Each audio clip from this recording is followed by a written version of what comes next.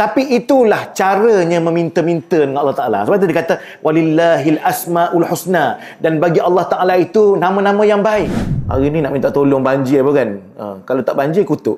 Kan? Tak baiklah, janganlah, buat baiklah. Anak kita pun, yang mana yang selalu kita bagi tak banyak soal? Dia minta yang kita bagi. Yang suka puji-puji kita lah, betul tak? Oh, mak hari ni masak sedap. Itu dipanggil kaedah bahasa Arabnya mujamalah. Dia panggil apa? Mujamalah, bukan visa mujamalah. Ini nak pergi haji lain pula.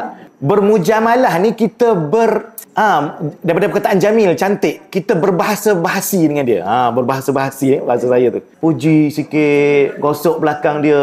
Baguslah mak hari ni. Begitu. Allah Ta'ala sifatnya suka begitu. Bukanlah kata Allah Ta'ala ni lapar pujian, tak. Tapi lagi dipuji itu tidak mengurangkan, tidak menambahkan kehebatan dia pun, dia sudah sedia hebat. Tapi itulah caranya meminta-minta dengan Allah Ta'ala. Sebab tu dia kata, walillahil asma'ul husna. Dan bagi Allah Ta'ala itu nama-nama yang baik, nama cantik. Fad'uhu biha. Sebutlah nama dia bila berdoa. Berdoalah dengan namanya. Begitu. Jawapan tadilah, macam saya kata, mak kan. Anak kita yang tak dengar cakap tu, kita bagi juga tapi lambat sikit lah. Betul tak? Yang suka tengking-tengking kita, yang suka bentak-bentak kaki, mana kita nak bagi kat dia? Betul tak? Ini cara bermujamalah.